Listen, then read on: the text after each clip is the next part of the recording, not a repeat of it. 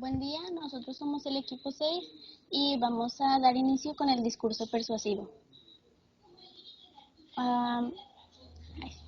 Bueno, nosotros vamos a hablar sobre dos libros importantes que son Cartas a quien pretende enseñar y Los 7 saberes necesarios para la educación. Un libro nos habla sobre los aspectos más delicados sobre la práctica educativa, mientras que el otro nos habla sobre los diferentes aspectos que debemos mejorar en la educación.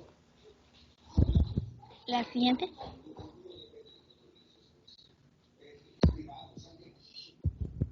Bueno, empezamos con el libro Cartas a quien pretende enseñar. En primeras palabras, maestra tía. Bueno, el autor Paulo Freire nos dice en estas primeras palabras que, lo que da a entender es que nosotros podemos ser maestras, pero eso no nos convierte en tías de nuestros alumnos, mientras que al ser tía no nos convierte en maestra de nuestros sobrinos. Es básicamente eso lo que nos quiere decir en este primer apartado. La siguiente, por favor. Evaluación docente. Bueno, se impone por una serie de razones. La primera forma parte de la propia naturaleza de la práctica, de cualquier práctica. Quiere decir que toda práctica plantea sus objetos, por un lado su programación y por otro su evaluación permanente. La segunda razón es precisamente la necesidad que tienen sus sujetos. ¿Y por qué la lectura se desvía del punto principal de la maestra y la tía? Es porque todo esto es ficticio, ya que la intención real es endulzar la vida de la maestra con una trampa ideológica, la cual trata de ablandar la capacidad de lucha o entretenerla en ejercicios de sus tareas fundamentales. Finalmente, la relación que se tiene a todo esto sobre la tía, maestra y sobrino alumno es que todos tenemos el derecho o el deber de luchar por el deber hacer de nosotros mismos. Hace referencia a los conceptos de enseñanza y aprender y a la necesidad de leer el mundo, que son contextos sociocultural, y la palabra, que serían textos. En el mismo tiempo en el que el educador enseña, el educando enseña al educador y ambos aprenden. La verdadera enseñanza se interrelaciona con el aprendizaje. Hay que destacar que el educador debe de tener ya conocimientos y no depender solo de lo que se acaba de decir anteriormente. Esto Freire lo deja claro con lo siguiente: para enseñar se necesita del saber, no se puede enseñar lo que no se sabe.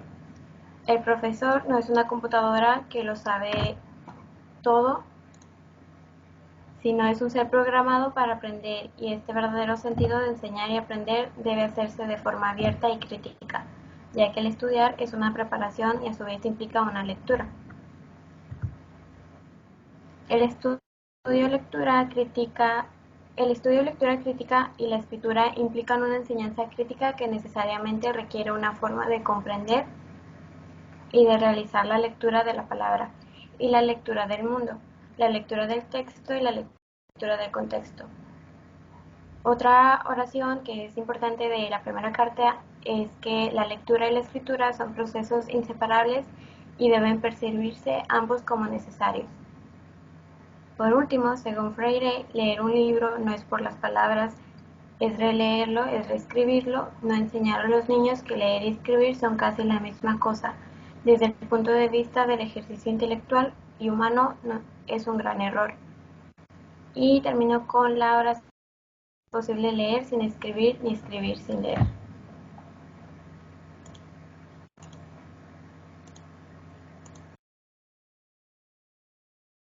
Bueno, yo les voy a hablar sobre la segunda carta, que tiene como nombre: no permites que el miedo a la dificultad te paralice. ¿Qué es el miedo? El miedo significa enfrentar la tempestad de no poder enfrentar las dificultades. A veces no contamos con la suficiente capacidad para comprender un texto, pero no hay que rendirnos a nuestro primer error, sino esforzarnos para comprender lo que estamos leyendo, ¿verdad? Estudiar es una disciplina rigurosa, pero no imposible de lograr. Como futuros educadores, debemos incentivar la curiosidad en nosotros mismos y en los demás y en nuestros alumnos, para que en el momento de estudiar no sea algo obligatorio, sino algo que hagamos por gusto para tener una mejor comprensión de lo que ya leemos. La tercera carta tiene por nombre Vine a hacer el curso de magisterio porque no tuve otra posibilidad.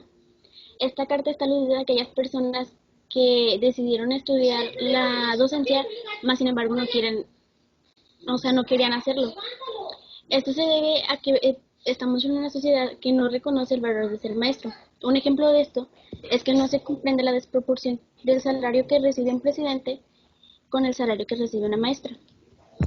¿Por qué? Porque el presidente en algún momento necesitó de la ayuda de la maestra para llegar a ese lugar.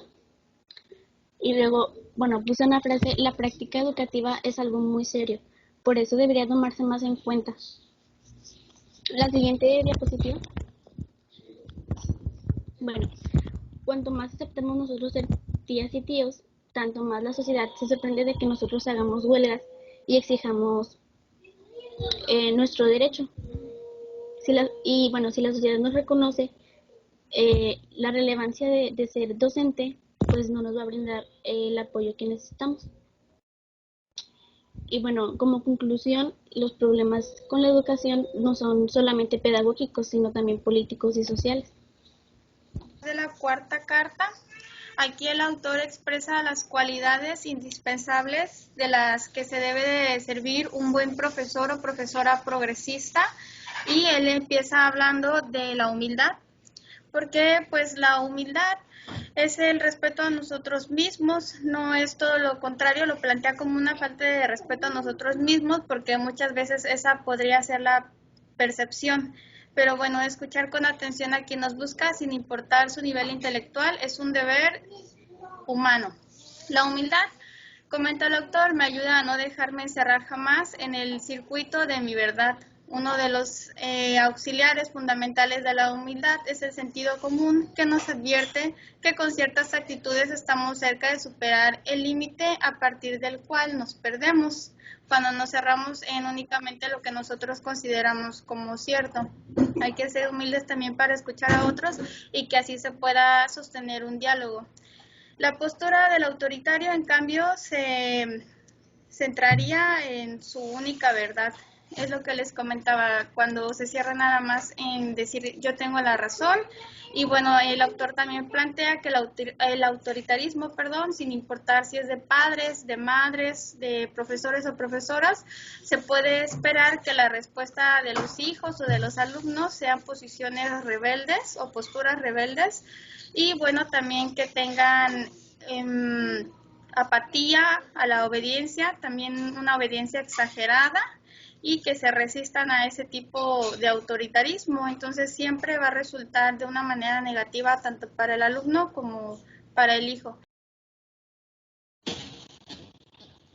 Bueno, y ahora hablamos que sería ideal formar en un grupo la decisión, seguridad, la tensión entre la paciencia y la impaciencia, y la alegría de cómo vivir como cualidades que deben de ser cultivadas por los educadores progresistas. Es muy importante en estos profesionistas tener capacidad de decisión. Es muy difícil de llevar a cabo cuando el alumno se da cuenta de una indecisión, tacharían al educador como incompetente profesional. Entonces, yo creo que ahí lo ideal sería, como dice, como profesionistas, tener la capacidad de poder ayudar al alumno y brindarle, bastante confianza. Nos comentan que la educadora democrática, si se enfrenta a algún problema en su clase, debe enfrentar su responsabilidad de tomar decisiones, pero no debe de ser arbitraria. Puede en ocasiones tomar como que la decisión junto al resto de los alumnos. Después de eso habría que analizar el conflicto, el problema. Una cualidad es que el educador debe de saber vivir la tensión al encontrarse entre la paciencia y la impaciencia tanto como de los alumnos como del mismo educador. Y por último, pues está la virtud del educador, que es de su alegría de vivir, y es esto lo que prepara para estimular y luchar por la alegría en la escuela, y esto se logra viviendo con humildad, valentía, tolerancia, ética y justicia, que creo que es lo que necesitamos todos en este tiempo.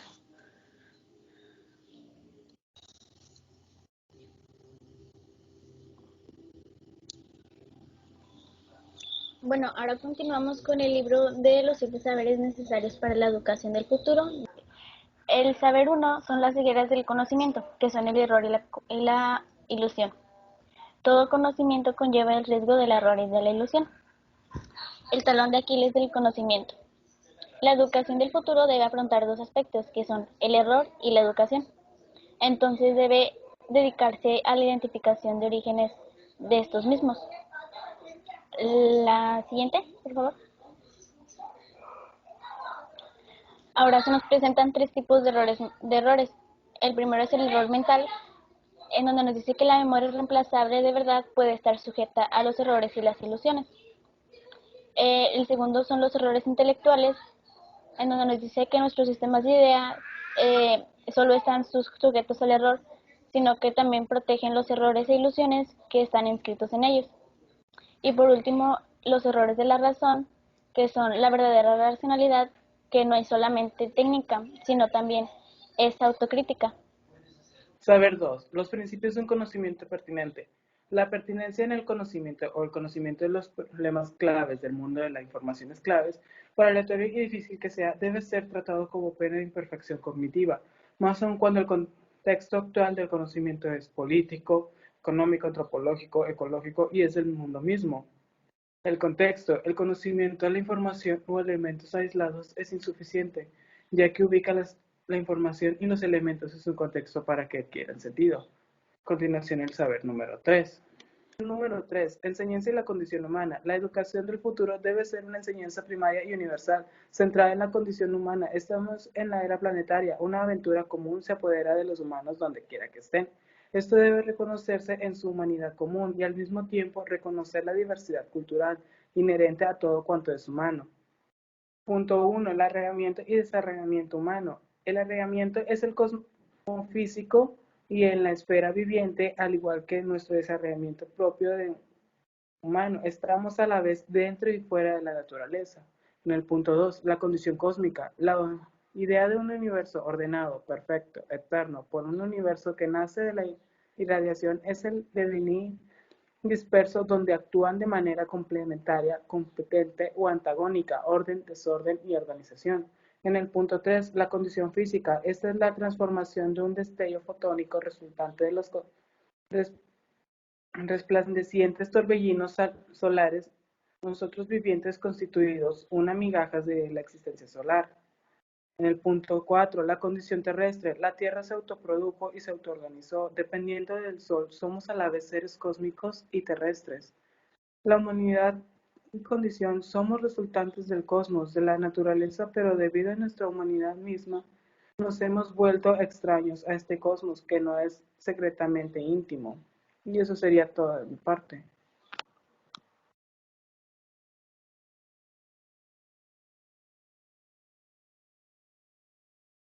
Bueno, yo voy a dar el saber 4, que se llama enseñar la identidad terrenal. El punto que nos menciona es la era planetaria. A medida que pasa el tiempo, el mundo se vuelve cada vez más un todo al mismo tiempo que se divide. Nos menciona que la historia humana comenzó con una diáspora planetaria sobre todos los continentes, luego entró a partir de los tiempos modernos en la era planetaria de la comunicación entre los fragmentos de la diáspora humana. Hay que aclarar que la mundialización es unificadora, pero también es conflictiva. El punto número 2 es el legado del siglo XX. Nos menciona 4 conceptos importantes. El primero es la herencia de la muerte. Se aclara que la muerte en el siglo XX no era solamente por las guerras mundiales, sino también por las 2 nuevas potencias de muerte que son las armas nucleares y los nuevos peligros de muerte. El concepto 2 es el muerte de la modernidad. Se dice que si la modernidad se define como fe incondicional en el progreso y en el desarrollo económico, entonces esta modernidad está muerta.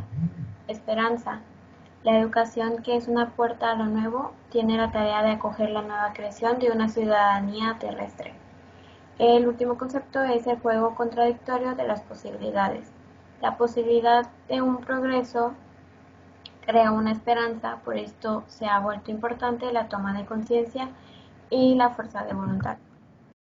En el punto número 3, la identidad y la conciencia terrenal. Por último, del saber 4 es necesario aprender a estar ahí en el planeta. Esto quiere decir aprender a vivir, aprender a compartir, a comunicarse. Es aquello que solo aprendemos en y por las culturas singulares. Bueno, yo les voy a hablar sobre el saber 5, enfrentar las incertidumbres, el cual el saber nos da a conocer mediante este medio que es concientizarnos sobre la incertidumbre en la que vivimos. Estamos acostumbrados anteriormente a vivir sobre predicciones, pero esto ya no es posible. Por ejemplo, en las civilizaciones antiguas se regía por eventos cíclicos que cada cierta temporalidad de años se repetían los mismos hechos. Siguiente. Bueno, y a mí me tocó el saber 6, que es enseñar la comprensión. Nos dice que la comprensión es crucial para los humanos y por esta razón debe ser una de las finalidades de la educación. Obviamente, todos tenemos que comprender lo que estamos haciendo, aprendiendo. Tenemos que educar para comprender algunas disciplinas, es una cosa, y educar para la comprensión humana es otra cosa. Al final de cuentas, las dos tenemos que terminar comprendiendo. La misión de la educación es enseñar la comprensión entre las personas. La comprensión presenta un problema de dos polos, que es el polo planetario y el polo individual. El planetario, pues, es la comprensión entre los humanos, y el polo individual son las relaciones entre familiares, las cuales en ocasiones presentan incomprensión. Bueno, las dos comprensiones, la comunicación no siempre es comprensión, a veces se queda nada más en eso, en una charla, en una plática. La información, pues bien transmitida, denota inteligibilidad, que es la primera condición para que haya comprensión. Hay dos comprensiones, que es la intelectual y la humana. La intelectual es cuyo significado es aprender. Y la humana, la explicación es necesaria para la comprensión intelectual, pero es insuficiente para la comprensión humana. Ok, el saber 7, la ética del género humano. Bueno, la concepción compleja del género humano comprende una triada que viene siendo individuo, sociedad, especie. Los individuos somos más que el producto de un proceso reproductor de nuestra especie humana, pero este mismo proceso de reproducción se repite en los individuos cada generación. Estas interacciones entre los individuos son lo que producen la sociedad y esta se retroactúa sobre los individuos. La cultura emerge de estas interacciones y les da un valor: individuo, sociedad, especie. Se conservan en sentido completo, se sostienen, se retroalimentan y se religan. Posterior a eso, también se menciona el bucle individuo-sociedad y enseñar la democracia. Bueno, aquí en este aspecto, lo que es individuo y sociedad existen mutuamente. La democracia nos permite la relación rica y compleja de individuo y sociedad, donde los individuos y la sociedad podemos ayudarnos entre nosotros, desarrollarnos, regularnos y controlarnos. Se funda sobre el control del aparato del poder por los controlados y así se reduce, pues, la esclavitud. En este sentido, la democracia es más el régimen político y, bueno, la regeneración continua de un bucle complejo y retroactivo. Los ciudadanos producimos la democracia y esa nos produce a nosotros los ciudadanos. Ok, democracia y complejidad. La democracia comprende al mismo tiempo la autolimitación del poder estatal por la separación de los poderes, la garantía de los derechos individuales y la protección de la vida privada. Todas estas características importantes de la democracia tienen un carácter dialógico que une de manera complementaria términos antagónicos. Por ejemplo, consenso con conflicto, libertad e igualdad, fraternidad, comunidad nacional y los antagonismos sociales e ideológicos. La humanidad como un destino planetario. Bueno, la comunidad de destino planetaria nos permite asumir y cumplir la parte de la antropoética que nos concierne a la relación entre individuo singular y la especie humana como un todo. Esto debe de trabajar para que la especie humana, sin dejar la instancia biológica reproductora del humano se desarrolle y dé fin con la participación de los individuos y de las sociedades, concretamente el nacimiento a la sociedad como una conciencia común y solidaridad planetaria del género humano. Ahora sí ya terminé. Entonces, Karina,